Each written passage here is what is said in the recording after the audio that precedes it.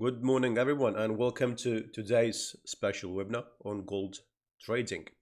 We're going to dive deep into one of the most compelling stories in the financial markets right now, gold's absolutely spectacular performance, and the critical question on every trader's mind. Is this momentum sustainable, or are we due a deeper correction, I would say, given recent decline? Gold's 2025 run has taken us above the 4K, of course, representing roughly currently a 60% year-to-date gain, with a series of consecutive record highs broken throughout 2024 as well as this year. So the critical question we're addressing today is whether this momentum is sustainable or we are due for a deeper correction. We're going to see different analysis, these different scenarios, and our webinar actually focus will be on actionable trading strategies based on upcoming catalysts, because historical analysis alone isn't enough in this environment. We need to focus on forward-looking catalysts. I'm Stavros Tousios, market analyst for today's session. For those who don't know me, I'm an experienced and reputable professional in the financial industry. I specialize in forex and equity research as well.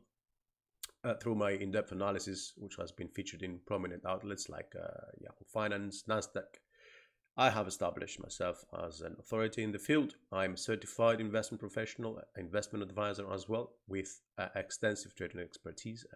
And I began my journey actually by learning to trade alongside former Goldman Sachs traders.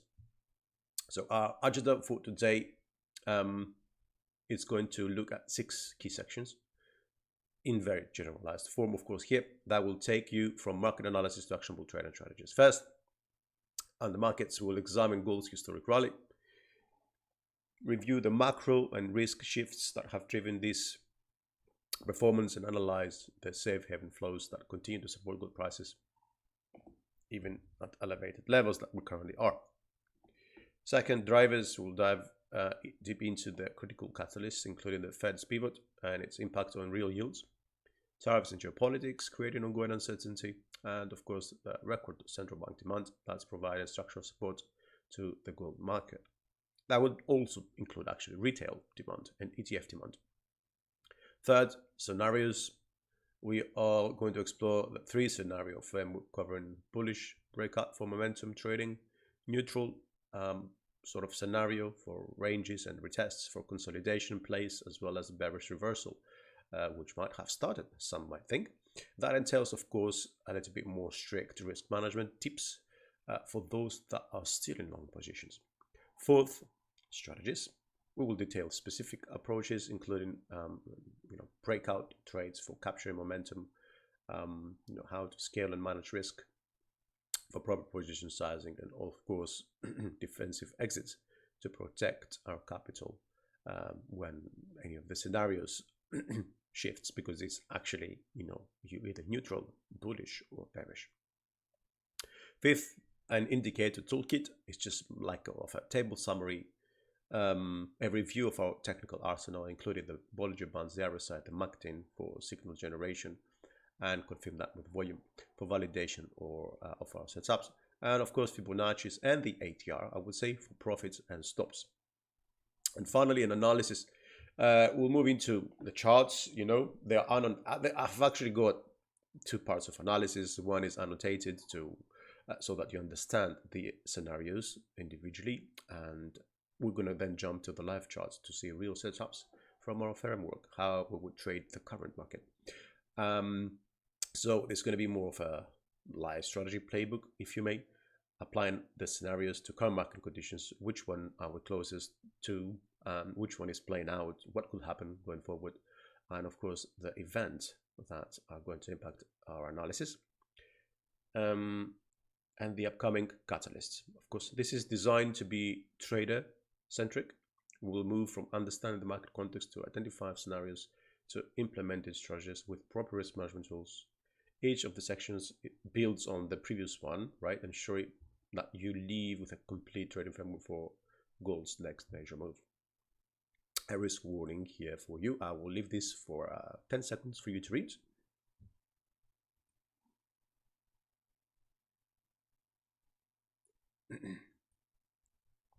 And off we go. Market overview.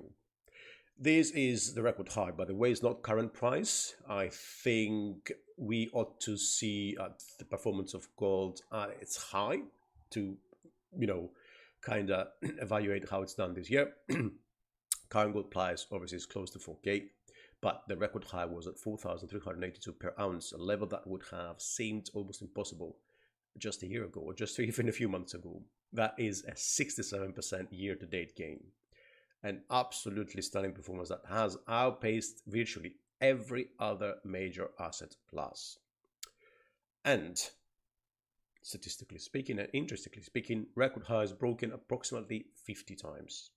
So this isn't just a rally. It's like a kind of a systematic breaking of barrier and resistance after resistance. So what we're witnessing, it's kind of more of a modern gold trading, which acts more like a currency, with the rally also being supported by FOMO and retail investors. So we've seen gold break through psychological barriers repeatedly, creating what I actually like to call a staircase to the sky pattern, where each new high becomes the new low. Now let's examine the fundamental forces that have actually created this perfect storm for gold. Although obviously these are not standalone events, and there have been, of course, other catalysts, but I would say these are the major drivers for gold's new records. First, we have, of course, dovish Fed and inflation expectations. The Federal Reserve pivoted and kind of shifted after the Jackson Hole Symposium as well, to a more accommodative stance, which has kept real yields suppressed. And that, of course, in turn created an ideal environment for non-yielding assets like gold to rise. When real yields are low or negative, gold becomes increasingly attractive as a store of value. Second, trade tensions and tariff policy have actually escalated. Yes, Trump is got this negotiating tactic to intensify things before calming them down, and this creates volatility in the market, which creates uncertainty in the market, which is supportive for gold. So the ongoing uncertainty around US-China trade tensions with tariff threats and tit-for-tat responses has driven investors towards safe haven assets. Gold has been the primary beneficiary of this flight to safety, obviously. Third, we are dealing with a US government shutdown, okay? And there is fiscal pressure already, by the way. However, this creates an interesting dynamic because the government being shut, and it also explains why the dollar was strong a few weeks ago. When the government isn't spending, it reduces the deficit pressure over the dollar because, there is no debt to be paid because there's no spending done. But obviously, it also creates uncertainty that benefits gold. Fourth, geopolitical and also energy undercurrents continue to simmer.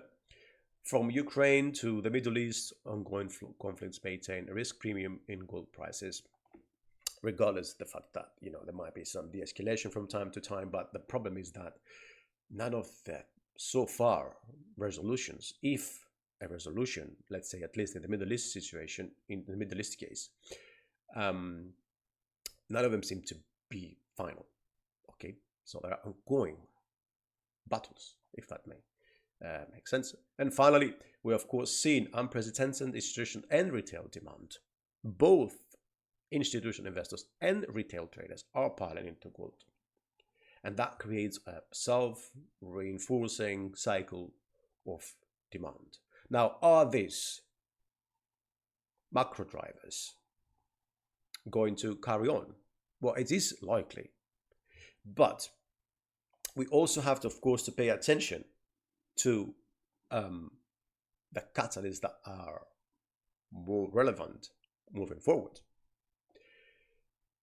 Number one, and in some sort of, let's say, chronological order, we have, of course, the CPI release, and this is a must on a yearly basis. It has to be done for the adjustment of for Social Security in the US, right? So that's the only reason, with the government being sought, that this is going to be published. But it's key to remember that this time around, because the government is shut, right, the CPI is going to be way more important because it's the only single piece of data that the market can create expectations moving forward.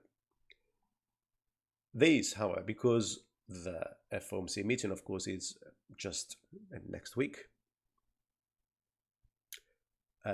it's likely to, be kind of it will have an impact in the markets that it will be just like a few days long, if that makes sense. That would, of course, also combine and depend on what the Fed does. Okay. But anyway, let's just not stick to that for long. Employment data is missing because it's delayed due to the government.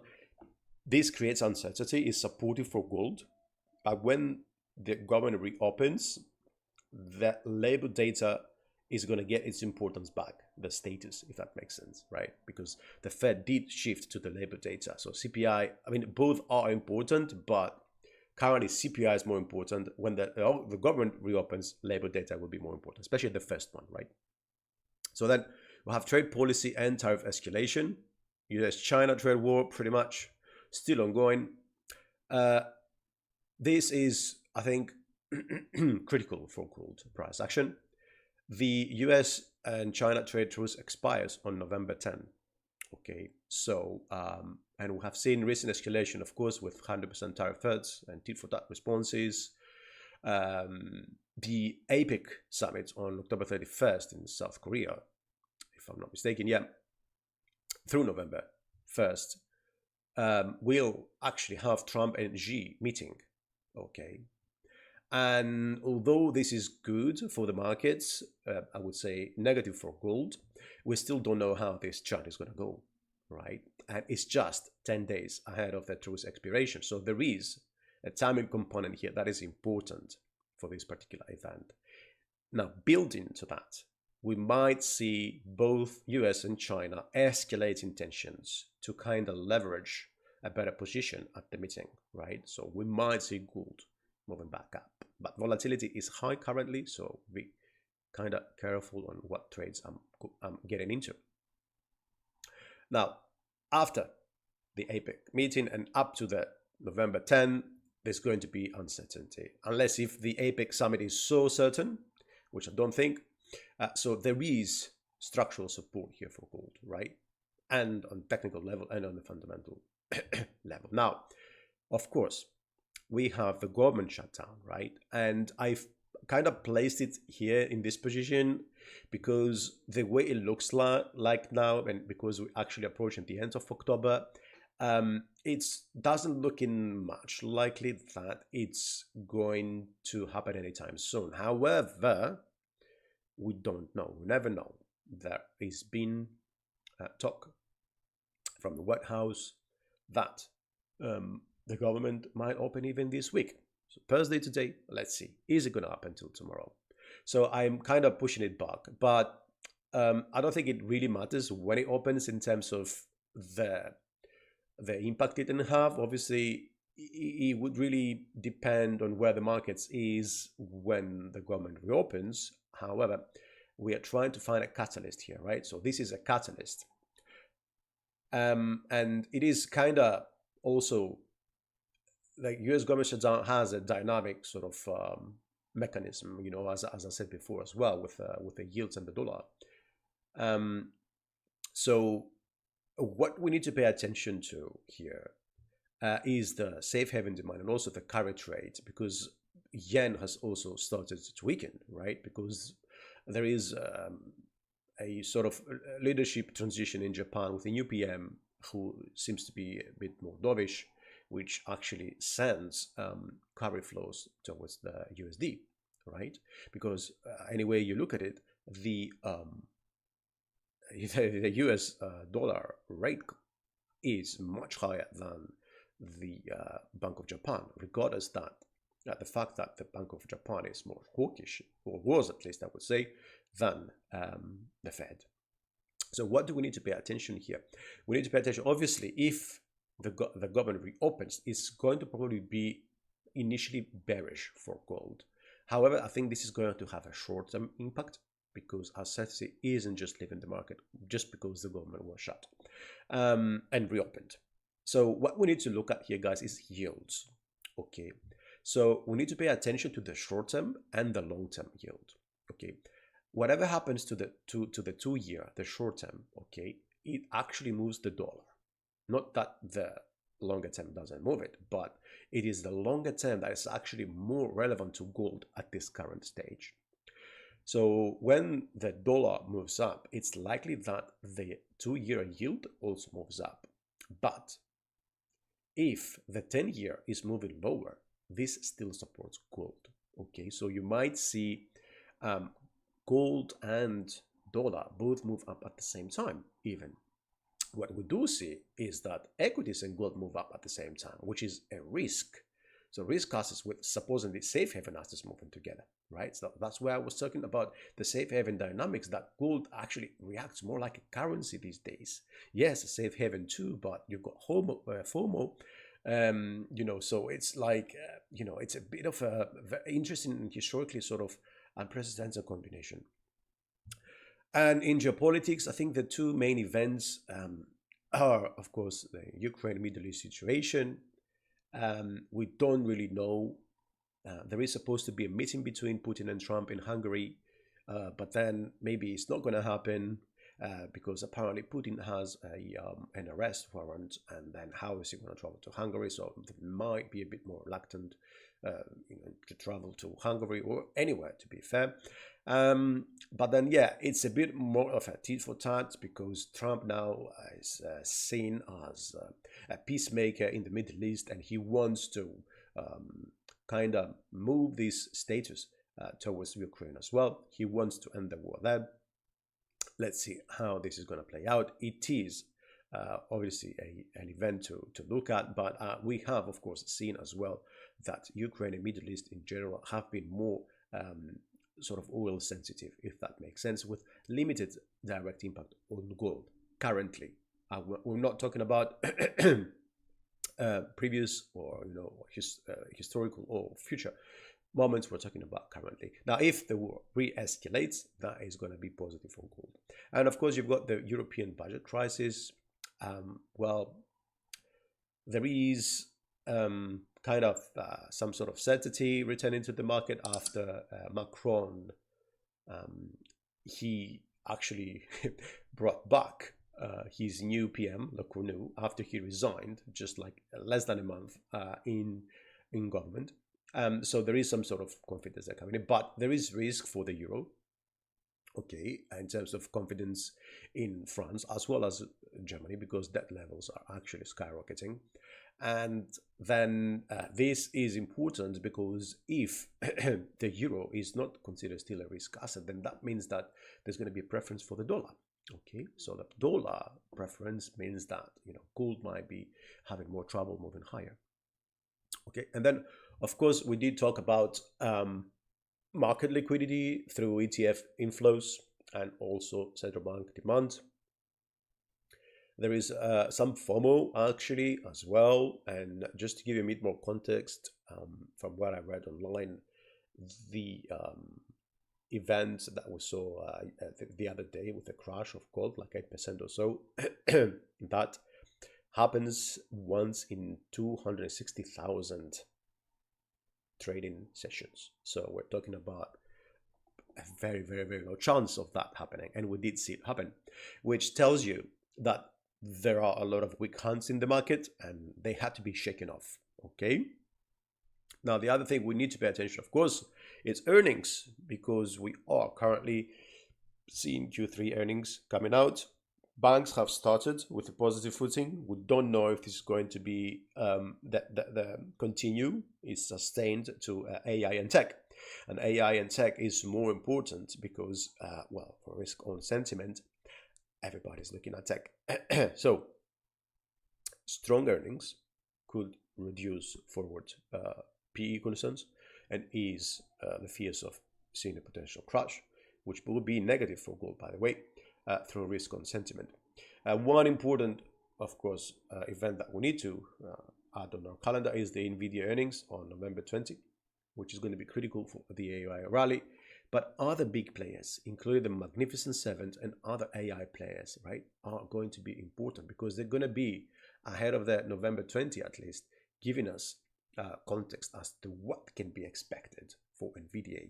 Okay, so still though, any stock market crash, as we actually did see a couple of weeks ago, right, could potentially drag gold down initially via liquidity constraints, right? Because if we see markets cashing out, then it means that they're going to cash out from everywhere, especially from gold, which is overextended. Well, we saw that actually happen, right?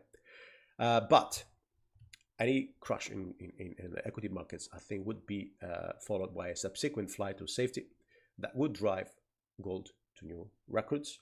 Depends, of course, on the current environment at the time, right? Okay, now let's just try to put this all together and create a three scenario framework, right? As I said before, we do really have three options. Markets like consolidate, they move up or they move down, right? So this is the three things that we are going, this is our playbook, right? So the bullish path, there is escalation to the catalysts, they lead to momentum breakout, okay? Strategies pretty much. In the base case, the neutral path, we would probably have like mixed signals, maybe some escalation there, some de-escalation on the other one, and then this would kind of be more like a break and retest approach, with the retest not necessarily holding, right? That's why the neutral path has two scenarios, if that makes sense, right? And we're going to see that, so don't worry about that being a bit confusing or uncertain or there is no clarity. We will see on the charts what this means. Of course, the bearish path means that there is a resolution to most of the catalysts, and strong dollar necessitates some sort of risk management for reversal, which we have seen a reversal, but some can consider it a short-term move. Some, well, it really depends on your style, to be fair, but it was, if you look at it on the weekly perspective, it's a very healthy pullback. If you look at it on the hourly perspective, it was a crash, and a lot of people were probably closed out. But this is pretty much our trader-centric approach, okay? We move from catalysts to scenarios to strategies that also include risk management for each particular scenario, okay? So that is, I think, a way to have a concrete and actionable trading plan for each potential outcome. Now, these are some of the events, of course, that we have to look, okay? This is just an example. These are just examples, guys, just to make that clear, right? Because you can never know which combination is going to play out. And although not to be taken, of course, I'm going to say seriously, but not to be taken like in stone. It's not written in stone. I think the bullish case is more likely, just a little bit more likely than the neutral case, and a little bit, the neutral case is a little bit more likely than the bearish case, okay? So yes, there might be bearish moves to the downside in the short term, but essentially and ultimately, I think gold is not done with its upside, okay? So that's where we also have to look at it from a short-term perspective, and then October, November, December, then when next year takes us, okay?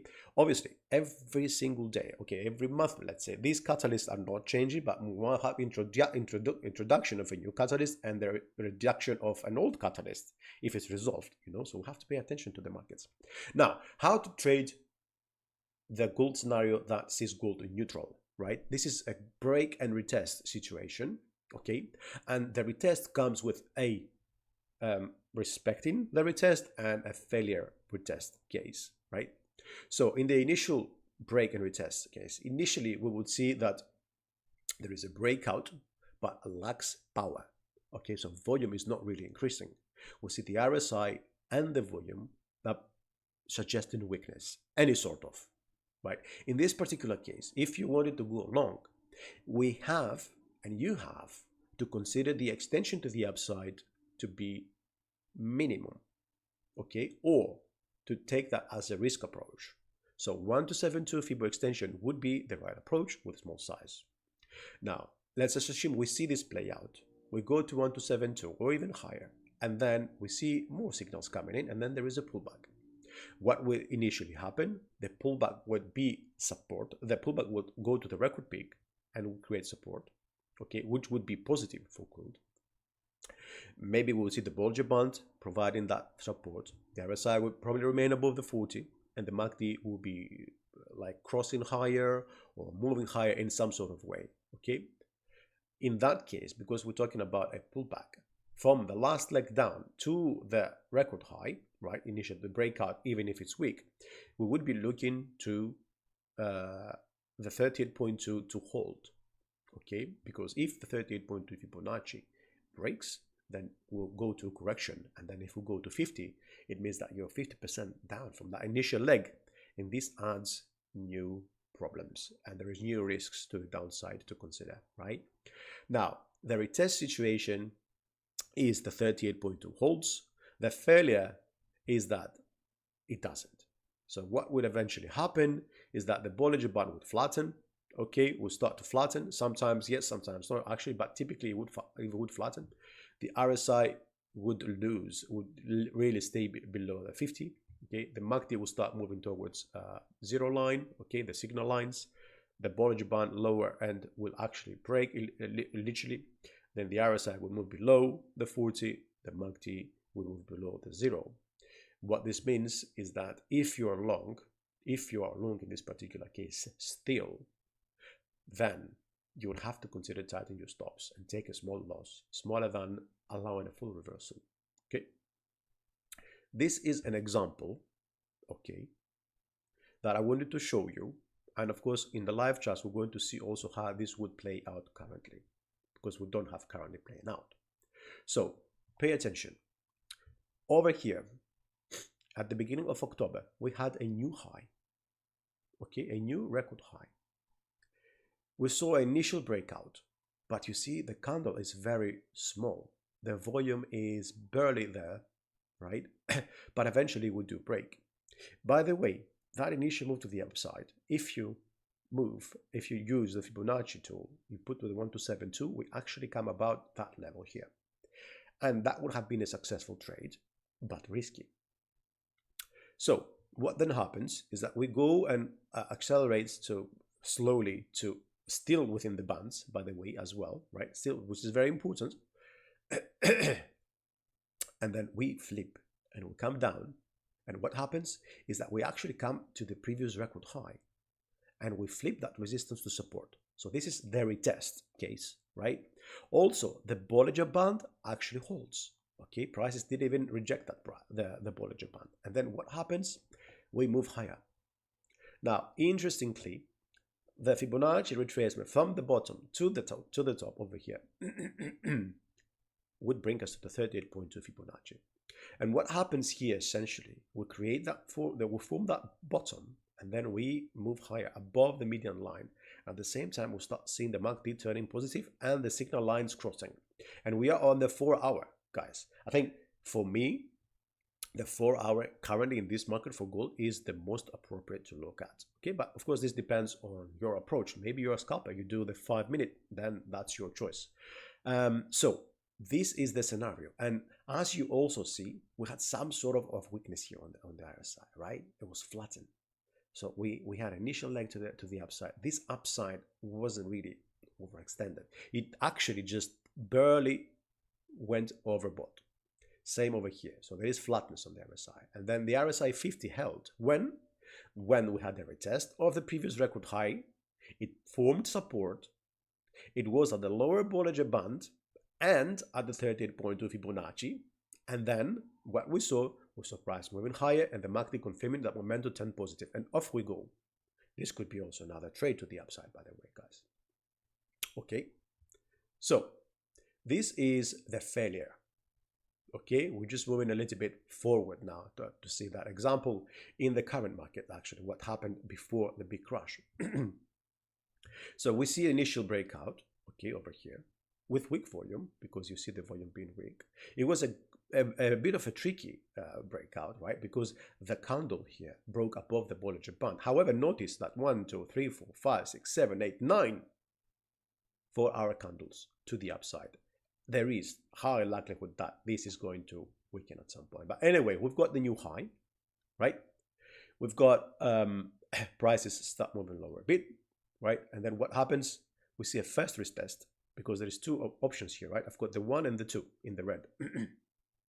You've got a retest without the Bollinger Band being at play here, but the 38.2 Fibonacci is from down here all the way up. So you've got the retest of the support of the record high, and then prices move up. 1272 is somewhere around here. It would have been a good trade. The RSI actually showed even divergence before the correction, right? So you know here that, and you had market confirmation, you know here that this could move higher, but it would be limited. And that's exactly what happened.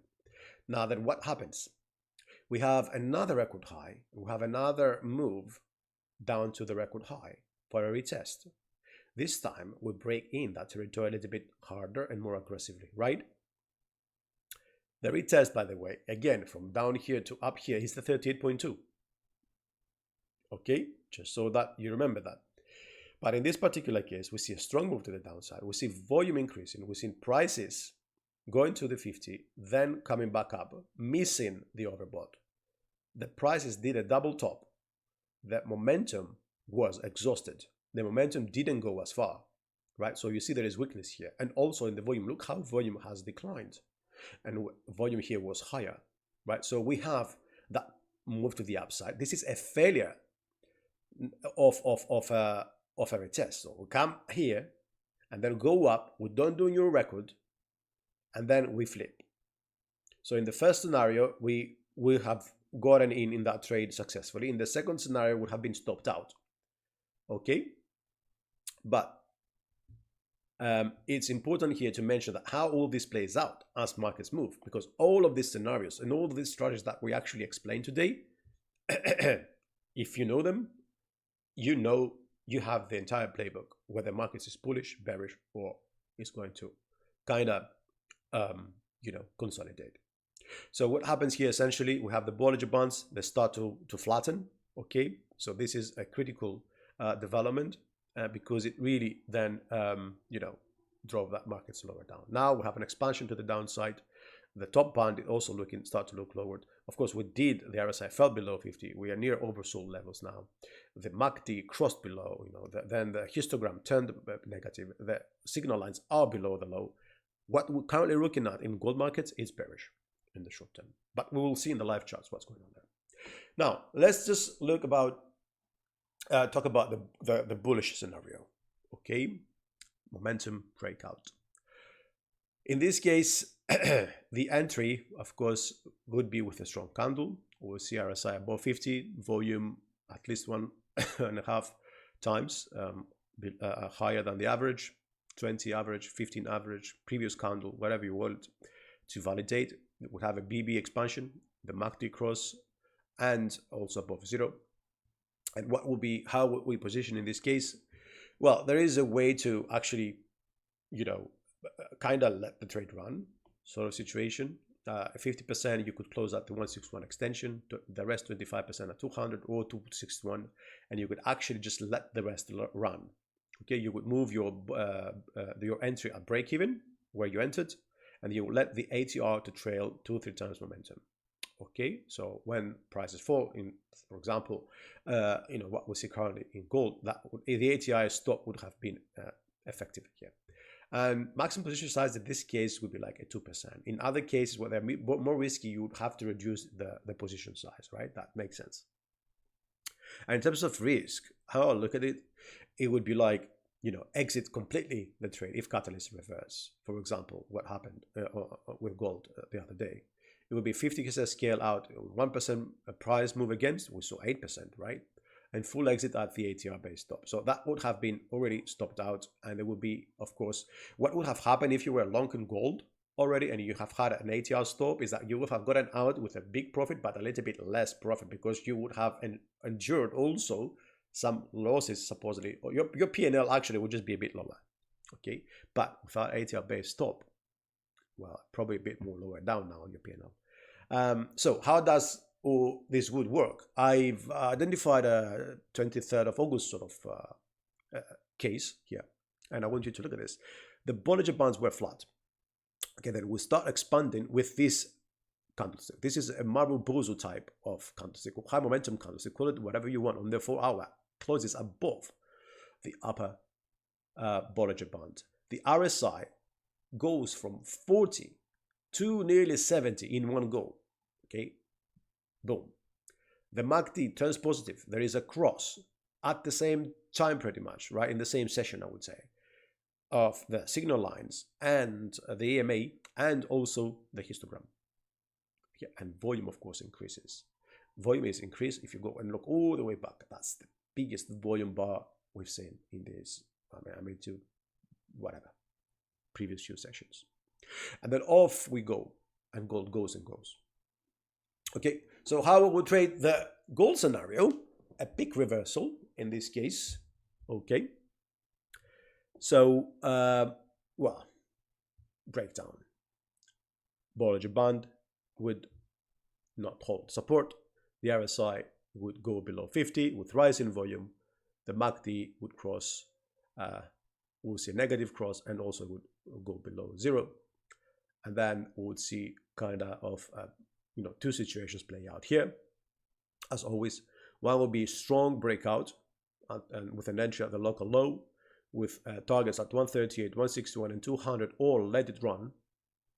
But the ATR-based stop would be 1.5 times due to volatility. Markets are falling faster, guys, but also move faster to the upside. And also because we're a bit more strict in this particular case, because we're in a bullish market in gold. So do we really want to be short? If we want to be short, it should be for a short period of time, if that makes sense, right? And the retest situation will be like, we would still see a breakout, but we would still a Friday to break a point or to a key Fibonacci. The RSI will probably form a divergence, volume support would increase, and we would have a peak entry at resistance rejection or a key Fibonacci level, okay, at the pullback entry, let's say, which takes us back to the first scenario, but with the retest being towards to the downside. But we have a different risk management in this particular case, right? And we would, of course, go and fully exit this trade if the USD reverses or any catalyst reverse. So I am actually taking in consideration this particular drop that we saw. So we had a retest, we had a new high, okay, and then we had the leg to the downside. We have the Bollinger Band break. Yeah, we're going a little bit lower high volume here, right? So this is a downward breakout, and we have another leg to the upside, a rally. Now, if you look at it, that came to about the 50% Fibonacci. Don't look at the Fibonacci. I have them reversed because we're looking at the expansions, 138, 161, and 200, essentially where gold could go, right? Down at 3.63. Can you imagine that? But yeah, it will depend, of course. So what we see this rally, okay, but that doesn't necessarily mean that's the one, because maybe we have a double bottom here. We're going to see another leg to the upside. It might be even be deeper. Maybe it's going to be as deep that we're going to go all the way up, okay? But that's why it's important to look at these signals, okay? We do see that volume is increasing here, and someone might have might think that, oh my God, this is a bearish volume. It's not. This, because we don't have a breakout, this volume actually means that there's probably support here, okay? So we'll see how this plays out. And you had the cross, and you had then the histogram turning below 0, negative, and the MACD situation here also showing bearish signals. Now, this is more of a table of how to use. Maybe you want to screenshot it, or just to keep it in mind.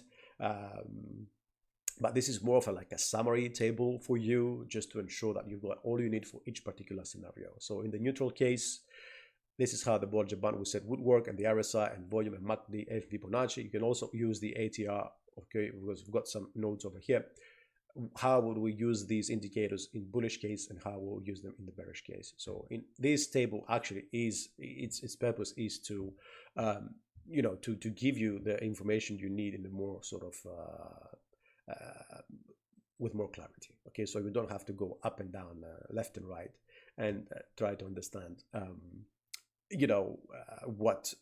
how the strategy works. Okay, the strategy is very simple. We use the same indicators.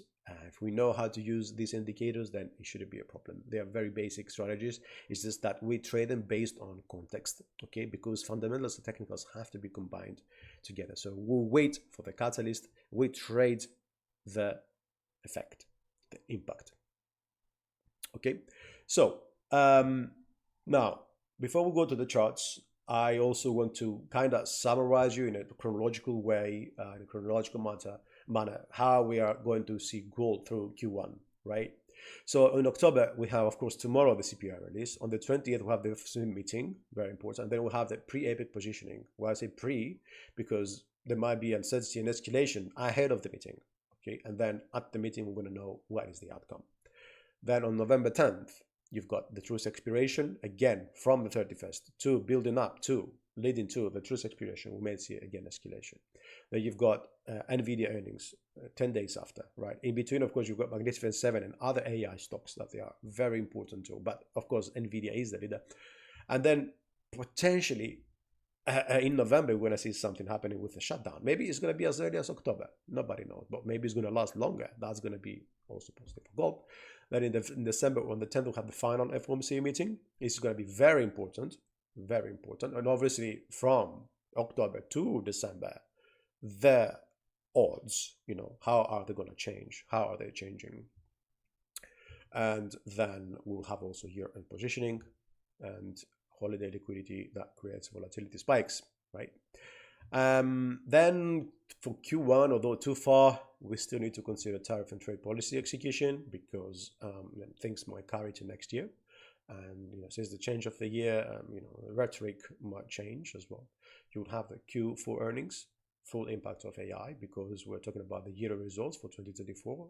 Just that you get that year, the Q4 earnings in Q1 of 2026, and then Fed's path.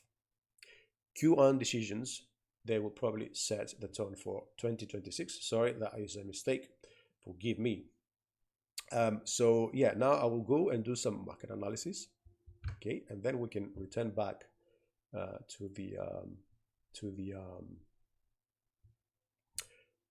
the slides and actually finish off. Okay, so where do we begin? Well, we will apply kinda all the frameworks, okay? For we're not going to talk about the macros. Obviously, you know the macros already, but we will examine our real charts, how we're going to approach each scenario. Okay, currently we are bearish. Typically, when markets move, they move in 5 moves, 5 legs. This is the first leg, and this is the second leg. If it finishes here or higher, it's unknown. But what will happen next is get the third leg. The third leg could come in 2 different ways. One would be a leg to the downside, 100% extension of the first leg from the breakout point, okay? The same leg down here.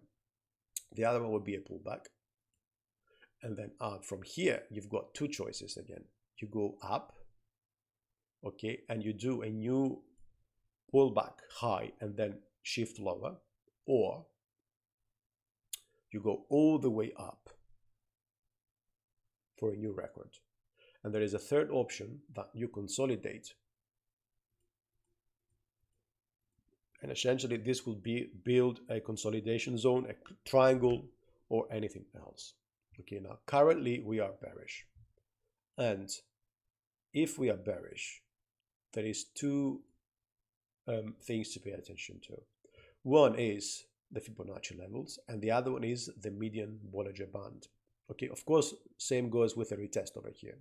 So the retest has not yet been done over here. You see, 4183 is 87 is the retest level, which is exactly at the same level as the Bollinger Band, which is at the 50 Fibonacci.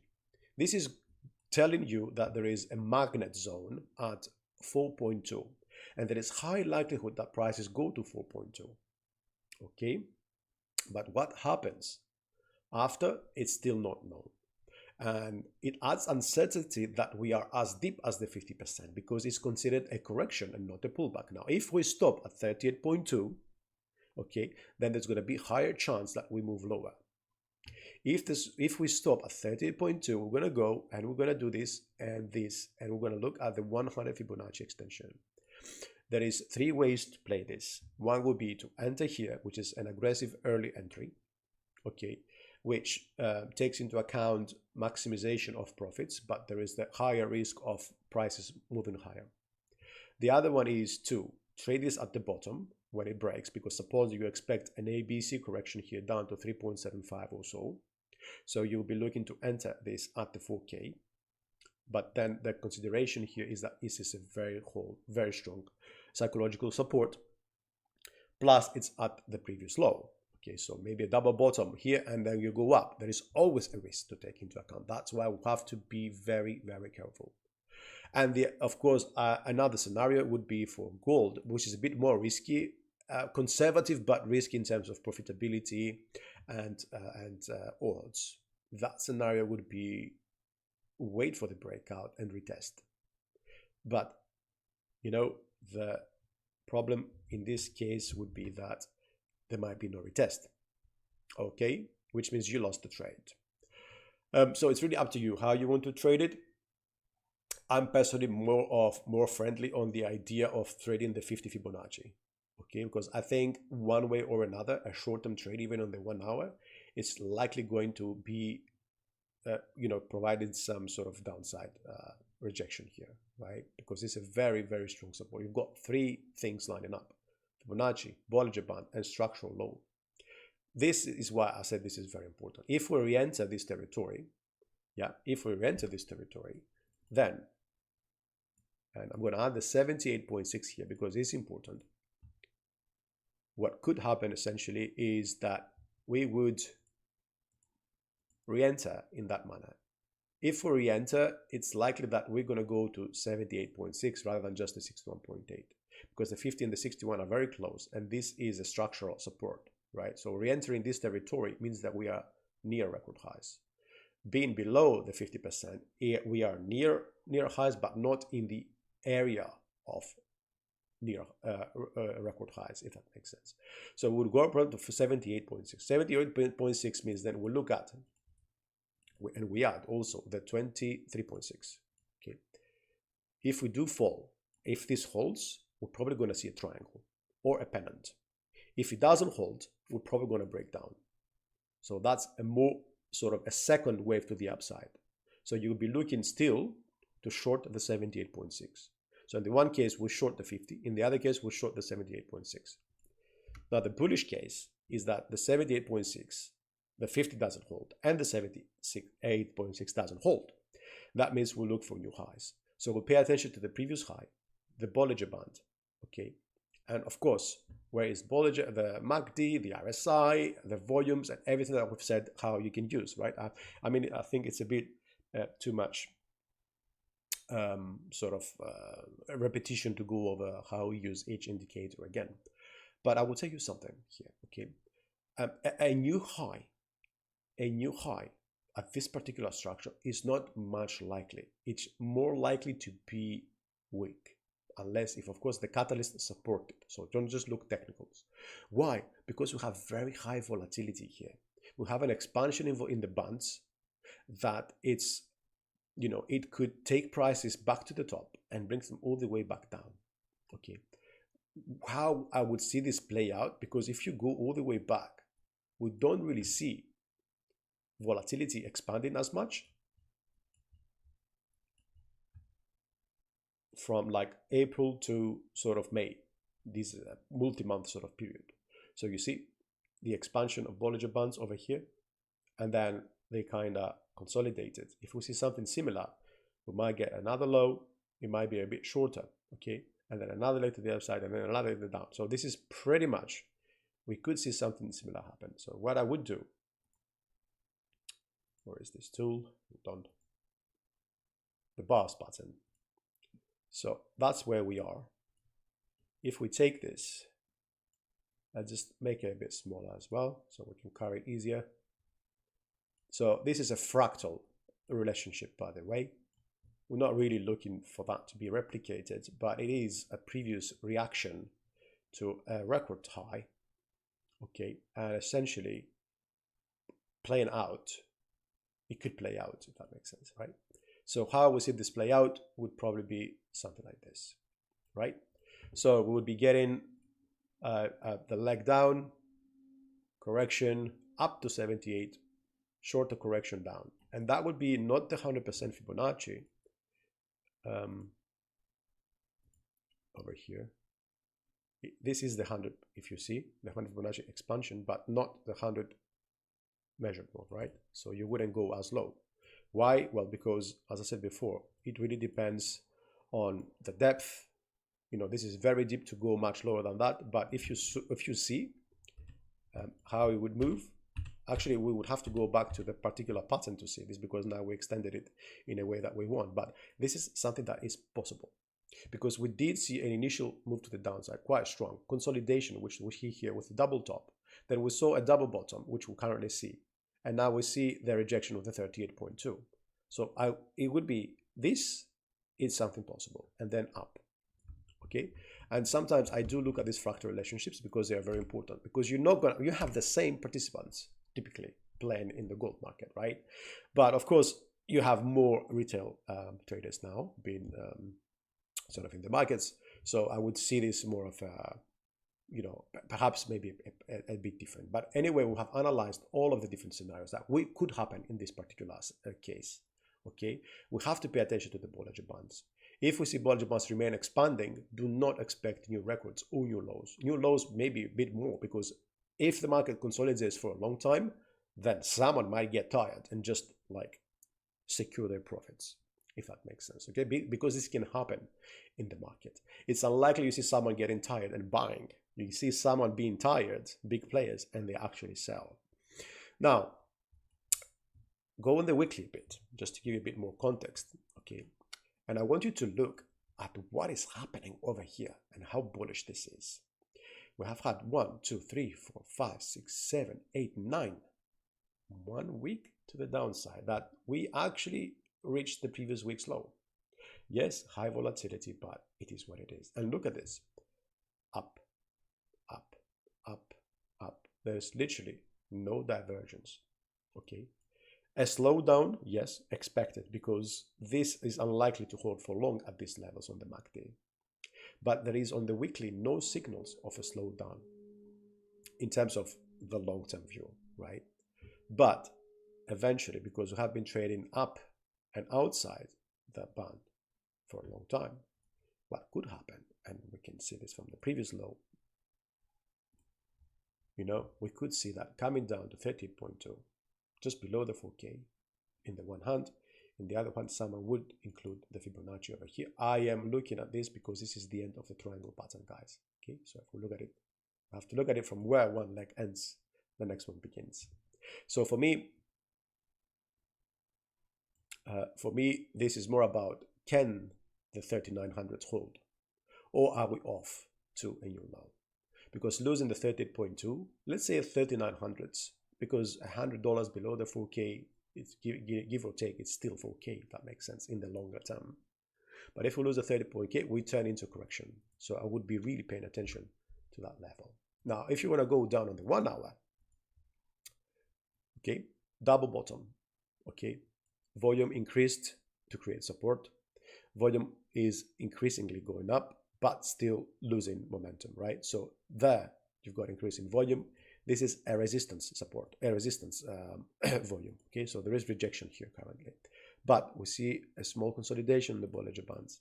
What this means is that we want to pull that over here and really see even on the 1 hour, because we have to go down to the 1 hour to trade these guys. We don't want to trade on the 4 hour. It's really up to you though. We look at the 50 again. You know, the 50 is very important for me. But where the Bollinger Bands comes currently, it looks like there might be a breakout. So this might be a false breakout up to the 50, guys. So be careful around this particular situation, okay? So we have, let's just switch quickly. We have actually finished that section as well, but what I would like to do, of course, before we go, I would also like to give you some tips on the risk management. Of course, let me emphasize how critical risk management is. That needs to apply regardless of which scenario unfolds and which market you trade, right? The ideal scenario is that we don't risk more than 2% of our account in a single trade to our most alpha trades. Two risky ones we avoid, or if you do go in, go for 0.5% or 1% max. We use ATR-based stops because we have a lot of volatility in 2025, especially in gold. We do scale in and out of positions as well. You can take partial profits to lock in your gains as the market moves in your favor, and then have an ATR stop for when market moves against you. Monitor the markets continuously. We post articles all of the time and videos with a purpose to help you demystify what certain news mean for markets. And also respect the correlation over time, okay? Gold's relationship with dollar, bonds, and equities can really shift quickly. It's not an environment where gold goes up and risk goes down with equities. We have gold and equities up at the same time. If one falls, the other is likely to follow due to liquidity concerns. Okay, it also depends on what is going to move, the one or the other down, right? So to me, I think that some of the gold's exits actually rotated into equities because we see new highs in equities. So just to close it, guys, gold's record-breaking run, of course, it's around, at the top was around 70% year-to-date gain. Approximately, I would say 60-55 currently, and it's more like a repricing of gold markets for me. Okay, it's in response to multiple macro catalysts, and we see actually gold reacting more like a currency. Key catalysts to watch, we talked about October 24, it's tomorrow, the APEC summit on October 31st, and then on November 10th, trade truce expiration. Yes, the FOMC is also important, but it's very well priced in. We want to see probably the minutes the week after, rather than what happens with the FOMC, unless if the CPI surprises. And remember our framework. Neutral scenario, break and retest. If there is retest, careful Fibonacci and indicator analysis. The bullish scenario, momentum breakout with aggressive product targets using our approach with trading volumes and momentum rising, because volatility is very high at the moment, so not sure how much of a bullish scenario we're going to see, but from current levels probably it's considered bullish given that we can go back to the previous high.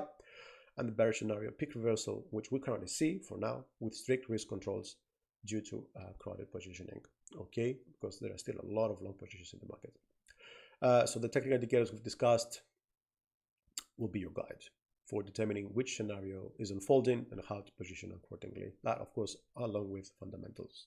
Most importantly, you have to stay flexible.